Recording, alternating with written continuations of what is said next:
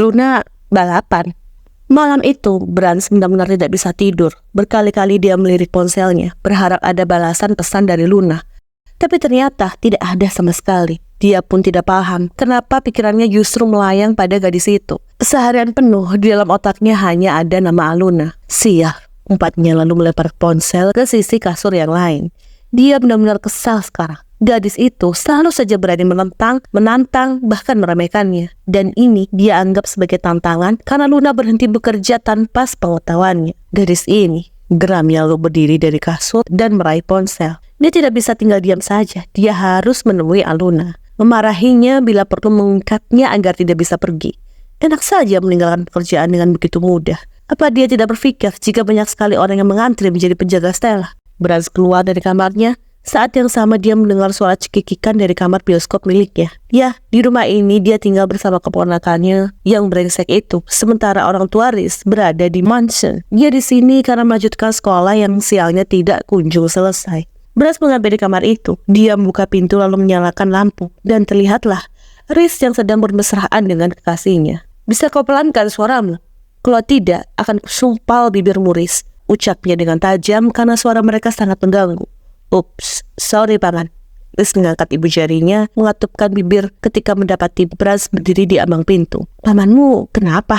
Tanya gadis yang duduk di atas pangkuan Riz. Aku tidak tahu, mungkin darah tingginya sedang naik. Mereka kembali terkikik, tapi kali ini terdengar pelan. Brans beranjak kesal. Dia kembali menutup pintu dan segera pergi. Usianya dengan Riz terpaut sekitar 6 tahun. Hal itu membuat mereka seperti abang adik saja. Ya, itu karena saudara lelakinya menghamili seorang gadis waktu masih sekolah. Dan terpaksa dia harus menikah di usia yang sangat dini. Sehingga Brans harus bertumbuh bersama keponakannya itu. Brans meninggalkan rumah dengan mengendari mobilnya. Di jam 11 malam, entah kemana dia akan pergi. Tapi yang pasti ada sesuatu yang berbeda. Hal yang sama sekali tidak disangka olehnya. Ada sebuah ketidaknyamanan dan itu benar-benar mengganjal. Dulu sebelum bertemu dengan Stella, dia kerap mengajak Saka. Dan terkadang pria itu memaksanya untuk menghabiskan malam di sebuah klub. Tapi sekarang, jangankan untuk menghabiskan malam. Bertandang ke apartemennya saja dia langsung diusir. Ya, dia tahu Saka itu orang yang kekurangan kasih sayang. Sekali dia menemukan cinta, ya seperti ini. Brans menghentikan mobilnya di tepi jalan, tepatnya di pinggir pantai. Dia membuka kaca mobilnya dan melihat lautan luas di sana yang terlihat gelap. Ada whisky berukuran botol kecil di tangannya. Dia meneguk beberapa kali hingga menghilangkan penat di kepala. Brans menyandarkan kepalanya di bantalan kursi mobil. Dia membuka kaca jendela dan membiarkan angin menyapu kulitnya. Pria itu memejamkan mata, menikmati deburan ombak dan membawa angin ke arahnya. Terdengar musik jazz yang mengalun pelan dan menjadi temannya malam ini. Seketika kelopak mata Brans terbuka karena secara mendadak terdengar suara desahan Luna di dalam kepalanya. Sial, apa-apaan itu tadi? Kenapa mendadak ada suara Luna? Spontan Brans memperbaiki posisi duduknya. Dia meletakkan botol minuman di atas dashboard mobil, lalu menatap sekeliling yang terlihat sepi. Hanya ada beberapa kendaraan yang berlalu lalang di jalanan. Jika dia berada di pinggir jalan, kenapa mendadak terdengar suara Luna? Astaga, Brans merasa otaknya sudah semakin rusak.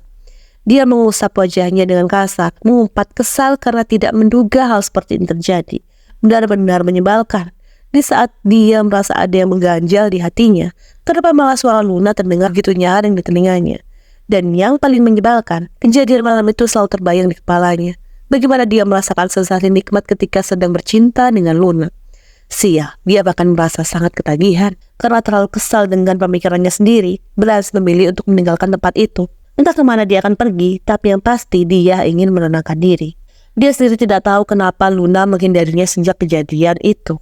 Padahal dia selalu berusaha menyambung komunikasi. Namun sekarang dia seperti orang sinting karena tidak tahu kenapa Luna mengundurkan diri. Apa memang karena ingin menghindarinya? Tapi kenapa harus jauh itu? Entah apa yang terjadi, bahkan ini tanpa disadari. Brans tiba-tiba berada di area rumah Luna.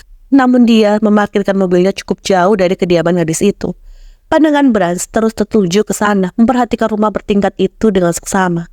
Tapi bodohnya, dia sendiri tidak tahu isi dalam kepalanya seperti apa. Hanya duduk di dalam mobil, namun tidak melakukan apapun. Apa yang kulakukan di sini? Bodoh, umpat Brans yang memaki dirinya sendiri. Lalu dia bergerak mengemudikan mobil dan pergi meninggalkan tempat itu. Dia merasa tidak ada untungnya berdiam diri di sana. Brans kembali pada akal sehatnya. Meski jauh di dalam hati kecil, dia merasa ada yang berbeda. Brans benci jika berada dalam kondisi seperti sekarang. Dia persis seperti anak bocah remaja yang baru jatuh cinta. Dan akhirnya, dia memilih kembali ke rumah. Setibanya di sana, dia sudah tidak mendengar suara dari Riz dan kekasihnya. Mungkin wanita itu sudah pulang, atau mungkin mereka pergi. Paman dari mana? Brans menoleh ke belakang saat dia mendapati Riz baru saja datang dari arah dapur. Dia pikir keponakannya itu sudah pergi. Bukan urusanmu, jawab Brans dengan sarkas. Sejak tadi siang, moodnya terasa sudah rusak dan kacau. Riz yang sedang meneguk minuman bersoda dibuat terkejut dengan sikap pria itu. Dia memandang punggung pamannya yang kini menaiki tangga. Sepertinya memang benar, darah tinggi paman Brans sedang naik. Buktinya, dia selalu bersikap ketus sejak tadi. Pagi itu, Brans berangkat ke kantor seperti biasa. Hari ini ada pertemuan dengan orang pengganti Luna. Memikirkannya saja membuat moodnya sudah rusak. Tapi Brans selalu berhasil menahan dan mengendalikan dirinya. Dia tidak akan menunjukkan apa yang sedang dialami di hadapan orang lain, termasuk sikap brengseknya. Ya, seperti ucapan Saka, tidak ada yang tahu bagaimana isi kepala seorang Brans. Selamat pagi, Paman. Sapa Riz yang sedang duduk di kursi pantry sambil menikmati sarapannya. Brans mengabaikan pria itu dan memilih untuk mendekati mesin membuat kopi dan menyeduh untungnya sendiri. Riz memperhatikan wajah pamannya itu terlihat sangat berbeda, tidak seperti biasa. Sejak kemarin dia selalu murung. Paman, hanya sesingkat itu jawaban yang dia berikan dan memilih fokus dengan kopinya. Paman kenapa? Lagi putus cinta? Dia, jangan banyak bertanya.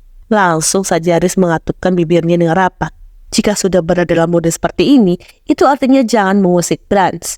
Mereka menikmati sarapan dalam keadaan hening. Riz yang takut membuka suara karena dia tidak mau menjadi tempat pelampiasan kemarahan. Tiba-tiba ponsel Riz berdering. Pertanda panggilan masih tengah sarapannya, dia menjawab panggilan itu.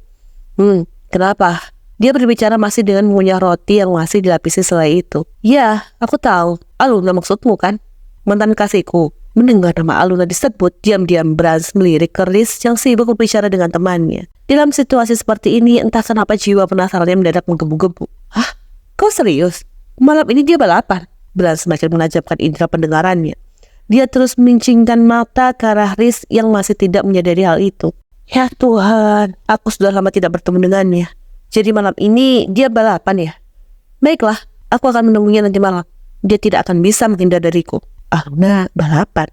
Bocah itu, mana mungkin dia bisa menolak pesonaku, Dud? Aku di cinta pertamanya. Kau tahu kan? Dia itu sangat tergila-gila padaku. Riz tergelak, menunjukkan tawanya yang lebar. Dan itu benar-benar membuat Brans merasa kesal. Dia meremas sebuah roti hingga menjadi gumpalan. Dan detik kemudian, kau tahu kan, ucapan Riz terhenti saat dia menyadari sebuah benda melesat masuk ke dalam mulutnya dan tersumpal di sana. Kau tidak tahu aturan. Jangan bicara ketika sarapan, atau aku akan merobek mulutmu, ucap Brans dengan sarkas. Lalu dia pergi begitu saja meninggalkan Riz yang kebingungan dengan mulut tersumpal. Entahlah, Brans sangat kesal ketika mendengar Riz mengatakan jika dialah cinta pertama Aluna. Lihat saja apa yang akan dia lakukan nanti malam. Dia akan benar-benar mendatangi gadis kecil itu.